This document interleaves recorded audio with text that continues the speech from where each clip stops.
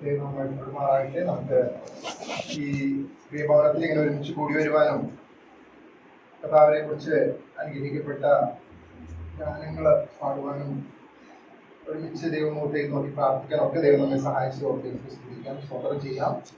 പ്രിയ സമയത്ത് അനുഗ്രഹിക്കപ്പെട്ട സാക്ഷ്യം നാം കേട്ടുകൊണ്ടിരിക്കുകയായിരുന്നല്ലോ. ദൈവത്തിന്റെ ദയയും വിശ്വസ്തതയും കുറിച്ച് ഓർക്കാനായിട്ട് ഇടയാകുന്നത് എത്രയോ അനുഗ്രഹിക്കപ്പെട്ട ഒരു അനുഭവമാണ്.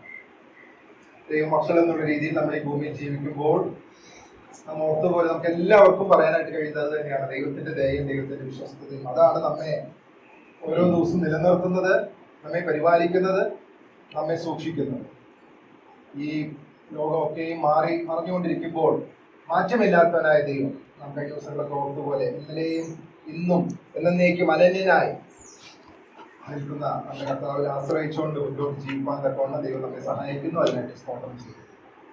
ഇന്ന് വൈകുന്നേരം നമുക്ക് ഈ പ്രിയഭവനത്തിൽ ഇങ്ങനെ ഒരുമിച്ച് പോകാൻ ദൈവം സഹായിച്ചല്ലോ. പ്രിയ മാതാവും ചേച്ചിയോട് ചേർന്ന് നമുക്ക് ഒരുമിച്ച് സന്തോഷിപ്പാൻ ദൈവം സമയം നൽകി നമുക്ക് ദൈവത്തെ സ്തുതിക്കാം. ഇന്ന് രാവിലെ നാം ദൈവജനത്തിൽ നിന്ന് അനുഗ്രഹിക്കപ്പെട്ട ചിന്ത കേൾക്കാനായിട്ട് ഇടയായിത്തീർന്നു. പ്രത്യേകിച്ച്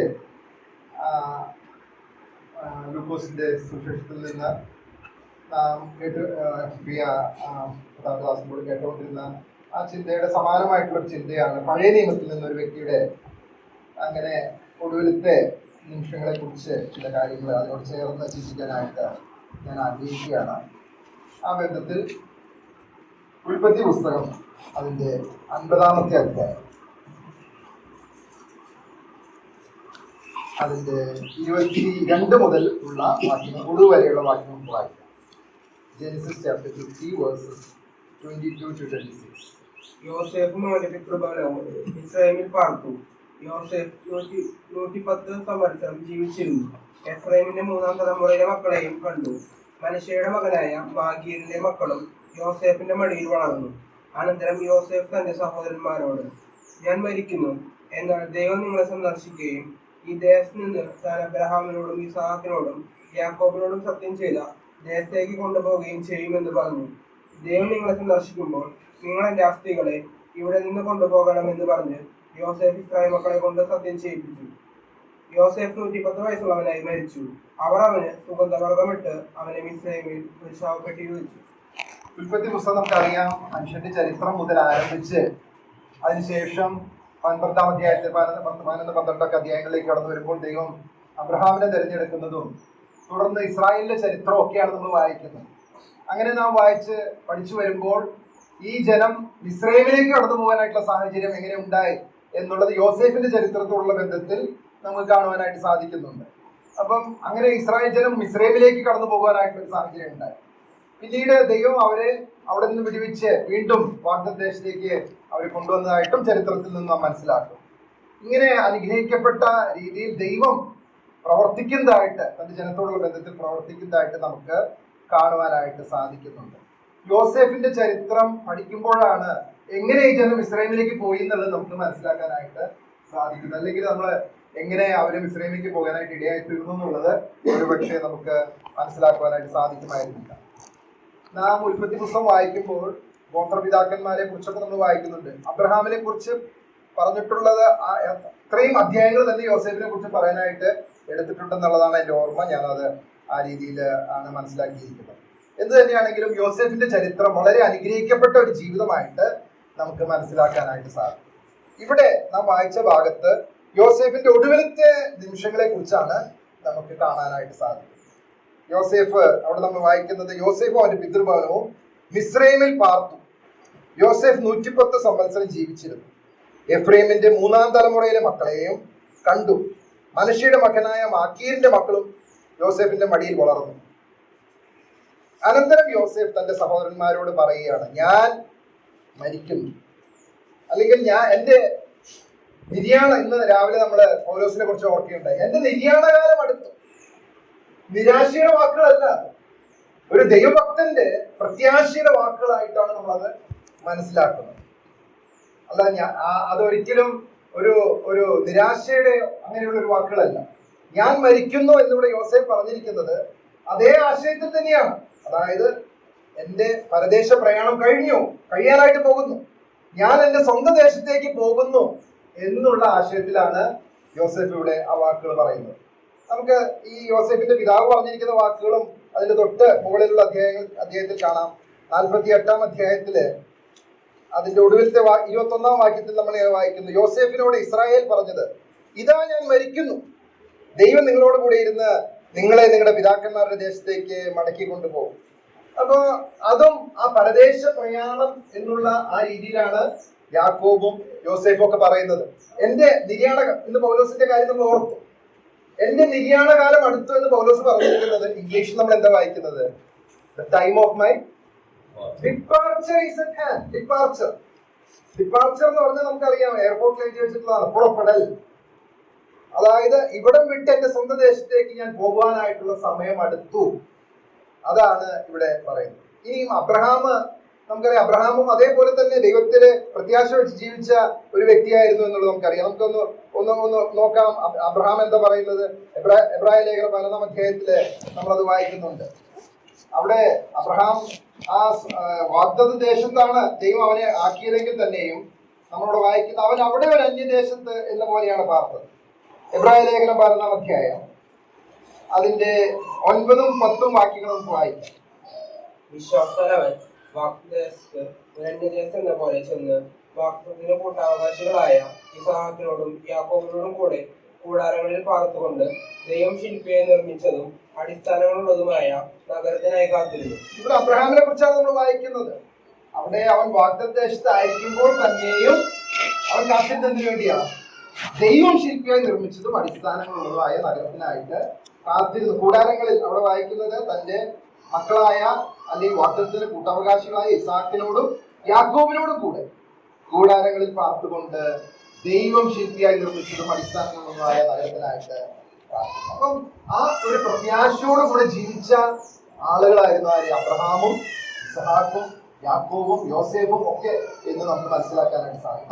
തലമുറയായിട്ട് ദൈവത്തിലുള്ള ആശ്രയത്തിലും ദൈവത്തിലുള്ള വിശ്വാസത്തിലും ദൈവത്തിലുള്ള പ്രത്യാശയിലും ജീവിക്കാനായിട്ട് അവർക്ക് ഇടയായിട്ടുണ്ട്. ആ ഒരു പശ്ചാത്തലത്തിലാണ് ഇവിടെ യോസേഫ് തന്റെ ജീവിതത്തിന്റെ ഒടുവിലത്തെ നിമിഷത്തിലേക്ക് കടന്നു വരുമ്പോൾ പറയുന്നത്, ഞാൻ മരിക്കാറായിരിക്കും എന്ന് പറഞ്ഞാൽ എന്റെ ഈ പരദേശ പ്രയാണം വിട്ട് എന്റെ സ്വന്തം ദേശത്തേക്ക് പോകാനായിട്ടുള്ള സമയം അടുത്തിരിക്കുന്നു എന്നുള്ള ഒരു അർത്ഥത്തിലാണ് പറയുന്നത്. ഈ യാക്കോബ്, യോസേഫിന്റെ പിതാവായ യാക്കോബിനെ നമുക്കറിയാം, യോസേഫ് രഥങ്ങളൊക്കെ അയച്ച് യാക്കോബിനെയും തന്റെ സഹോദരങ്ങളെല്ലാവരെയും ഇസ്രായേലിലേക്ക് കൊണ്ടുവന്നു.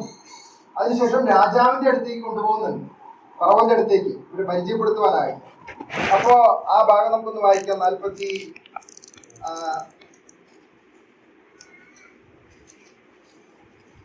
45-ാം അധ്യായത്തിൽ 47-ാം അധ്യായം 47-ാം അധ്യായത്തില് നമ്മൾ വായിക്കുന്നതിന്റെ 8-ാം വാക്യത്തിൽ നാം ഇങ്ങനെ വായിക്കുന്നു, യാക്കോബ് ഫറവോനെ അനുഗ്രഹിച്ചു.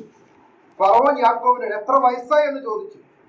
യാക്കോബ് ഫറവോനോട് പറയുന്ന മറുപടി ശ്രദ്ധിക്കുക, എന്റെ പരദേശ പ്രയാണത്തിന്റെ കാലം 130 സംവത്സരമായിരിക്കുന്നു.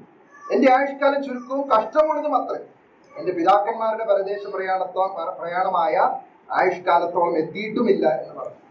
എന്ന് പറഞ്ഞാൽ നമുക്കറിയാം, പിന്നെയും ഒരു 17 വർഷം യാക്കോബ് ഇസ്രായേലിൽ ജീവിച്ചു. അതിനുശേഷമാണ് താൻ മരിക്കുന്നത്. അപ്പം ആ ഫറവോനോട് പറയുന്ന വാക്കുകളാണ് എന്റെ പരദേശ പ്രയാണത്തിന്റെ ആ കാലഘട്ടം 130 സംവത്സരമാണ്. അപ്പം ആ പരദേശ പ്രയാണം എന്ന് പറഞ്ഞാൽ നമുക്കറിയാം, പിൽഗ്രിംസ് എന്ന് പറഞ്ഞാൽ എന്താ?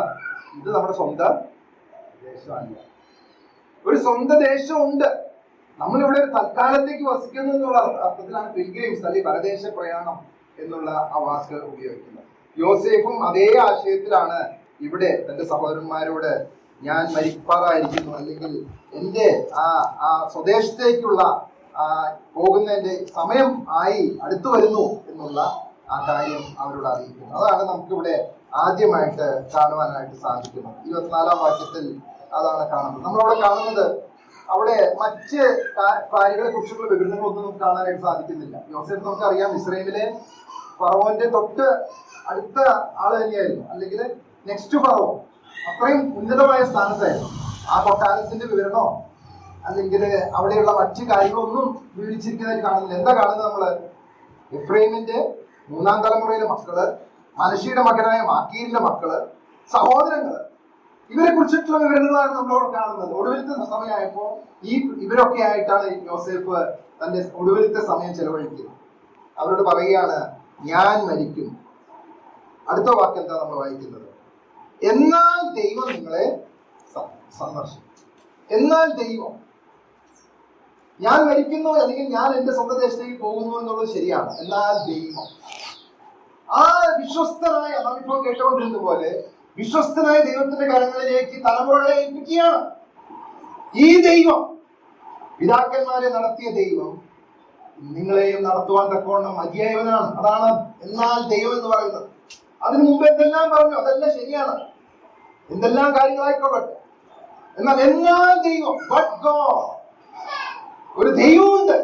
സകലത്തെയും നിയന്ത്രിക്കുന്ന ഒരു ദൈവം, സാഹചര്യങ്ങളെ നിയന്ത്രിക്കുന്ന ഒരു ദൈവം, നമ്മുടെ എല്ലാ കാര്യങ്ങളും അറിയുന്നവനായ ഒരു ദൈവം. ആ ദൈവത്തിൽ ആശ്രയിക്കുവാനായിട്ടുള്ള ആഹ്വാനമാണ് ഇവിടെ യോസേഫ് തന്റെ മക്കളോടും കൊച്ചുമക്കളോടും ഒക്കെ പറയുന്നതായിട്ട് നമുക്ക് കാണാനായിട്ട് സാധിക്കും. എന്നാൽ ദൈവം, സകലത്തെ നിയന്ത്രിക്കുന്നവനായ ഒരു ദൈവം. നമുക്കറിയാം യോസേഫിന്റെ ജീവിതം ആരംഭം തൊട്ട് അങ്ങനെ ദൈവത്തിൽ കേന്ദ്രീകൃതമായ ജീവിതമായിരുന്നു. യോസേഫിന്റെ ജീവിതം, അവൻ എപ്പോഴും സന്ദേശം ഉണ്ടായിരുന്നു തന്റെ സഹോദരന്മാർക്ക് കൊടുക്കാനായി. യോസേഫിന്റെ ആ ചെറുപ്പം തൊട്ട് നമ്മൾ നോക്കുകയാണെങ്കിൽ 39-ാം അധ്യായത്തിലേക്ക് നമുക്കൊന്ന് വരാം. 39-ാം അധ്യായം, അവിടെ ആ പൊത്തിഫേറിന്റെ വീട്ടിലേക്ക് അവൻ അടിമയായി വിറ്റുകൊണ്ടുപോയപ്പോൾ നമ്മളോട് വായിക്കുന്നത് 39:2 യഹോവ യോസേഫിനോട് കൂടെ ഉണ്ടായിരുന്നത് കൊണ്ട് എന്ന് നമ്മളോട് വായിക്കും. തുടർന്ന് കാരാഗ്രഹത്തിലായപ്പോൾ 21-ാം വാക്യം നമ്മൾ വായിക്കുന്നത് യഹോവ യോസേഫിനോട് കൂടെയിരുന്നു. അതേ അധ്യായത്തിൽ തന്നെ താൻ പരീക്ഷിക്കപ്പെട്ടപ്പോൾ ആ ദൈവത്തിന്റെ സാന്നിധ്യ ബോധം അവനുണ്ടായിരുന്നു. അതുകൊണ്ടാണ് യോസേഫ് ആ പൊത്തിഫറിന്റെ ഭാര്യയോട് പറഞ്ഞത്, ഞാൻ ഈ നീചകാര്യം ദൈവത്തോട്, ദൈവം കാണുന്നുണ്ട്. ഇസ്രായേലിലെ ധാർമ്മികത എന്ന് പറഞ്ഞു കഴിഞ്ഞാൽ വേറെ ആരും കാണുന്നില്ലെങ്കിൽ ഇഷ്ടമുള്ള കാര്യങ്ങളൊക്കെ ചെയ്യാം എന്നുള്ളതായിരുന്നു. എന്നാൽ യോസേഫ് അങ്ങനെയായിരുന്നില്ല. യോസേഫ് ഒരു ദൈവത്തെ അറിഞ്ഞിരുന്നു, ആ ദൈവത്തെ ഭയപ്പെട്ടിരുന്നു.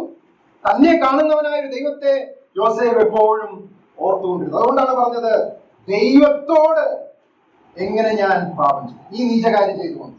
വേറെ മനുഷ്യരാരും കാണുന്നില്ല, ശരിയാണ്, എന്നാൽ ദൈവം കാണുന്നു. ആ ഒരു ചിന്തയാണ് യോസേഫ് അവിടെ പൊത്തിഫേറിന്റെ ഭാര്യയോട് സംസാരിക്കുന്നതായിട്ട് നമുക്ക് കാണുവാനായിട്ട് സാധിക്കും. 45-ാം അധ്യായത്തിലേക്ക് നമുക്ക് കടന്നു വരാം. അവിടെ യോസേഫ് തന്റെ സഹോദരന്മാർക്ക് തന്നെ വെളിപ്പെടുത്തിയ സന്ദർഭത്തില് ആവർത്തിച്ച് ആ ദൈവത്തെ കുറിച്ച് താൻ അവിടെ പറയുന്നതായിട്ട് നമുക്ക് കാണുവാനായിട്ട് സാധിക്കുന്നുണ്ട്. 45-ാം അധ്യായത്തിന്റെ 5-ാം വാക്യത്തിൽ അവിടെ വായിക്കുന്നത്, എന്നെ ഇവിടെ വിറ്റതുകൊണ്ട് നിങ്ങൾ വ്യസനിക്കേണ്ട, ജീവരക്ഷയ്ക്കായി ദൈവം എന്നെ നിങ്ങൾക്ക് മുൻപേ അയച്ചു. ദൈവമാണ് എന്നെ അയച്ചത്, നിങ്ങൾ ആരുമല്ല, ദൈവം എന്നെ മുന്നേ അയച്ചതാണ്. 7-ാം വാക്യം, നിങ്ങളുടെ ജീവനെ രക്ഷിക്കേണ്ടതിന് ദൈവം എന്നെ നിങ്ങൾക്ക് മുൻപേ അയച്ചിരിക്കുന്നു. 8-ാം വാക്യം, ആകയാൽ നിങ്ങളല്ല, ദൈവം അത്ര എന്നെ ഇവിടെ അയച്ചത്. വീണ്ടും പറയുകയാണ്. 9-ാം വാക്യം, ദൈവം എന്നെ മിസ്രയീമിലൊക്കെയും അധിപതിയാക്കിയിരിക്കുന്നു. ആവർത്തിച്ച് ദൈവത്തിൽ തന്റെ ആശ്രയവും ദൈവത്തിൽ കേന്ദ്രീകൃതമായിട്ടുള്ള തന്റെ ജീവിതത്തെ കുറിച്ചും യോസേഫ് ഈ വാക്കുകളിലൂടെയൊക്കെയും വ്യക്തമാക്കുന്നതായിട്ട് നമുക്ക് കാണുവാനായിട്ട് സാധിക്കുന്നുണ്ട്. നമ്മളിവിടെ ഒടുവിലത്തെ താൻ മരിക്കുന്നതിന് തൊട്ട് മുമ്പ് തന്റെ സഹോദരന്മാർ പിതാവിന്റെ മരണശേഷം തന്നെ കാണാൻ വന്നപ്പോഴും അവരോടും ഇതേ കാര്യം തന്നെയാണ് യോസേഫ് പറയുന്നത്. 20-ാമത്തെ വാക്യം, 50-ാം അധ്യായത്തിന്റെ 20-ാമത്തെ വാക്യം അവിടെ നമ്മൾ വായിക്കുന്നു, നിങ്ങൾ എന്റെ നേരെ ദോഷം വിചാരിച്ചു, ദൈവമോ എന്നുള്ളത് പോലെ ദൈവമാണ് നന്മയ്ക്കാക്കി തീർക്കുന്നത്. സകലത്തെയും നിയന്ത്രിക്കുന്നവനായ ഒരു ദൈവം, സകലത്തെയും അറിയുന്നവനായ സൃഷ്ടാവായ ദൈവം, ആ ദൈവം, എന്നാൽ ദൈവം. എത്ര അനുഗ്രഹിക്കപ്പെട്ട ഒരു ചിന്തയാണ് ഇവിടെ യോസേഫിന് തന്റെ തലമുറകളോട് കൈമാറുവാനായിട്ട് ഉണ്ടായത്. എന്നാൽ യോസേഫിന്റെ ജീവിതം പരിശോധിക്കുമ്പോൾ നമുക്കറിയാം, അങ്ങനെ എപ്പോഴും സുഖകരമായ ഒരു ജീവിതമായിരുന്നില്ല. കാരാഗ്രഹത്തിലും അതുപോലെ കഷ്ടതയുടെയും പ്രയാസത്തിന്റെയും ഒക്കെ അനുഭവത്തിലൂടെ കടന്നുപോയി. ഇതിന്റെ തൊട്ട് മുമ്പിലത്തെ അധ്യായത്തില് പിതാവായ യാക്കോബ് യോസേഫിനെ അനുഗ്രഹിക്കുമ്പോൾ അവിടെ പറയുന്ന ഒരു വാക്കുണ്ട്, നമുക്കതൊന്ന് വായിക്കാം. 49-ാം അധ്യായം, 49-ാം അധ്യായത്തിന്റെ 22-ഉം 23-ഉം വാക്യങ്ങൾ നമ്മൾ ഇങ്ങനെ വായിക്കുന്നു, യോസേഫ് ഫലപ്രദമായ ഒരു വൃക്ഷം, നീരുറവിനരികെ ഫലപ്രദമായ ഒരു വൃക്ഷം തന്നെ, അവന്റെ കൊമ്പുകൾ മതിലിന്മേൽ പടരുന്നു, വില്ലാളികൾ അവനെ വിഷമിപ്പിച്ചു. അവിടെ ആ വാക്കുകൾ പ്രത്യേകം ശ്രദ്ധിക്കുക, വില്ലാളികൾ, ആർച്ചേഴ്സ്, വില്ലാളികൾ അവനെ വിഷമിപ്പിച്ചു, അവർ എയ്തു, അവനോട് പൊരുതു. ഇതൊക്കെ തന്റെ ജീവിതത്തിൽ അവൻ അനുഭവിച്ചിട്ടുണ്ട്. അസൂയയുടെ ആ അമ്പ് തന്റെ മേലെ കൊള്ളുവാനായിട്ട് അനേക അമ്പുകൾ തന്റെ മേലെ വന്നു, തന്റെ നേരെ വന്നു. വില്ലാളികൾ അവനെ വിഷമിപ്പിച്ചു, അവർ അവനോട് പൊരുതു. അങ്ങനെയുള്ള പ്രതിസന്ധികളിലൂടെ, പ്രയാസത്തിലൂടെ യോസേഫ് കടന്നു പോകാനായിട്ട് ഇടയായിട്ടുണ്ട്. എന്നാൽ ദൈവത്തിലുള്ള തന്റെ ആശ്രയം, ദൈവത്തിന്റെ സാന്നിധ്യത്തെ കുറിച്ചിട്ടുള്ള തന്റെ ബോധം അതെപ്പോഴും തന്റെ ഹൃദയത്തിൽ നിറഞ്ഞിരിക്കുവാനായിട്ട് ഇടയായി. പിതാക്കൾ ആ തലമുറകളായി കൈമാറി കിട്ടിയ ആ ഒരു ഒരു ഒരു ഒരു വിശ്വാസം എന്ന് മാത്രമല്ല, തന്റെ ഒടുവിലത്തെ നിമിഷത്തില് തന്റെ മക്കളോട് പറയാനായിട്ടുള്ളതും യോസേഫിന് ഇത് തന്നെയാണ്. എന്നാൽ ദൈവം എന്ത് ചെയ്യുന്ന പറഞ്ഞിരിക്കുന്നത്? അവിടെ നമ്മൾ എന്താ വായിക്കുന്നത്? ദൈവം നിങ്ങളെ സന്ദർശിക്കുകയും ഈ ദേശത്ത് നിന്ന് താൻ അബ്രഹാമിനോടും ഇസാക്കിനോടും യാക്കോബിനോടും സത്യം ചെയ്ത ദേശത്തേക്ക് കൊണ്ടുപോവുകയും ചെയ്യും എന്ന്. ദൈവം നിങ്ങളെ സന്ദർശിക്കും. ദൈവം നിങ്ങളെ സന്ദർശിക്കും. അതൊരു അനുഗ്രഹിക്കപ്പെട്ട പ്രത്യാശയുടെ ദൂതാണ്. ഞാൻ വിചാരിക്കുന്നത് ഇത്രയും അനുഗ്രഹിക്കപ്പെട്ട ഒരു അനുഭവം എന്താ അല്ലെ? ഒടുവിലത്തെ നിമിഷത്തില് തലമുറകൾക്ക് ഒരു പ്രത്യാശ ദൂത് നൽകാനായിട്ട് കഴിഞ്ഞാൽ അതിനേക്കാൾ അപ്പുറമായിട്ട് വരാൻ തോന്നും. ദൈവം നിങ്ങളെ സന്ദർശിക്കും കേട്ടോ. നമ്മൾ എന്നും ഈ മിസ്രൈമിൽ പാർക്കേണ്ടവരല്ല. ദൈവം നിങ്ങളെ സന്ദർശിക്കും, തീർച്ചയായും സന്ദർശിക്കുകയും നിങ്ങളെ ആ കനാൻ ദേശത്തേക്ക് നിങ്ങളെ കൊണ്ടുപോവുകയും ചെയ്യും. അതാണ് യോസേഫിന് ഒടുവിലായിട്ട് തന്റെ തലമുറകൾക്ക് നൽകുവാനായിട്ടുണ്ടായിരുന്ന പ്രത്യാശയുടെ ജീവിതം. എത്രയോ അനുഗ്രഹിക്കപ്പെട്ട ഒരു ജീവിതമായിരുന്നു എന്നുള്ളത് നമുക്ക് ഓർക്കുവാനായിട്ട് സാധിക്കും. നമുക്കറിയാം, ദൈവം സന്ദർശിക്കുമ്പോൾ അത് വലിയ അനുഗ്രഹത്തിന് കാരണമായി തീരുന്ന ഒരു അനുഭവമാണ് എന്നുള്ളത് നമുക്കറിയാം. ഒന്ന് വാക്യം നമുക്കൊന്ന് വായിക്കാം. ദൈവം സന്ദർശിക്കുമ്പോൾ എന്താണ് സംഭവിക്കുന്നത്? ഇസ്രായേൽ ചരിത്രത്തിൽ തന്നെ നമുക്കറിയാം, ദൈവം അവരെ സന്ദർശിച്ചു. മോശം മുഖാന്തരം ദൈവം അവരെ വിടിവിച്ചു. അത്ഭുതകരമായ രീതിയിൽ ദൈവം അവരെ നടത്തി. ഈ ദിവസങ്ങളിൽ ബൈബിൾ സ്റ്റഡിയിൽ നമ്മൾ അതാണ് പഠിച്ചുകൊണ്ടിരുന്നത്. യോശുവയുടെ ചരിത്രത്തിനോടുള്ള ബന്ധം ദൈവം എങ്ങനെ അവരെ ആ മിസ്രൈമിൽ നിന്ന് വിടിവിച്ച് ചെങ്കടൽ കടത്തി ആ വാഗ്ദത്തദേശത്തേക്ക് പിന്നെയും അവരെ കൊണ്ടുവന്ന് എങ്ങനെ അത് അവർക്ക് അവകാശമാക്കി കൊടുത്തു. ദൈവം തന്നെ അവർക്ക് വേണ്ടി യുദ്ധം ചെയ്തത് ഇതൊക്കെ നമ്മൾ ഓർക്കുക. ദൈവം സന്ദർശിക്കുമ്പോൾ വലിയ അനുഗ്രഹങ്ങൾ ഉണ്ടാകുന്നതായിട്ട് നമുക്ക് കാണുവാനായിട്ട് സാധിക്കുന്നു. രൂത്തിന്റെ പുസ്തകം നമുക്ക് ഒരു വാക്യം വായിക്കാം. രൂത്തിന്റെ പുസ്തകം 1-ാം അധ്യായം അതിന്റെ 6-ാമത്തെ വാക്യത്തിൽ നമ്മൾ ഇങ്ങനെ വായിക്കുന്നു: യഹോവ തന്റെ ജനത്തെ സന്ദർശിച്ച് ആഹാരം കൊടുത്ത പ്രകാരം അവൾ മോവാബ് ദേശത്ത് വെച്ച് കേട്ടിട്ട്. ഈ ചരിത്രമൊക്കെ നമുക്ക് അറിയാം. അപ്പൊ ദൈവം പിന്നെയും സന്ദർശിച്ചു. അവിടെ ബെത്ലഹേമിൽ കുറച്ചു നാളെ ക്ഷാമം ഉണ്ടായി. എന്നാൽ പിന്നെയും ദൈവം സന്ദർശിച്ചപ്പോൾ എന്തുണ്ടായി? അവിടെ വീണ്ടും സമൃദ്ധി ഉണ്ടാകാനായിട്ട്, അപ്പത്തിന്റെ ഭവനത്തിൽ വീണ്ടും സമൃദ്ധി ഉണ്ടാകാനായിട്ട് ഇടയായി. അപ്പൊ ദൈവം സന്ദർശിക്കുമ്പോൾ അനുഗ്രഹം ഉണ്ടാകും. ദൈവം സന്ദർശിക്കുമ്പോൾ നന്മയുണ്ടാകും. ദൈവം സന്ദർശിക്കുമ്പോൾ ഇസ്രായേൽ ദൈവജനം ആനന്ദിക്കുവാനായിട്ട്, സന്തോഷിക്കാനായിട്ട് ഇടയായി. കർത്താവായ യേശുക്രിസ്തുവിന്റെ 1-ാം വരവിനോടുള്ള ബന്ധത്തില് ലൂക്കോസ് സുവിശേഷത്തിൽ നമുക്ക് 1-2 വാക്യം ഒന്ന് വായിക്കാം. ലൂക്കോസ് സുവിശേഷം 1-ാം അധ്യായം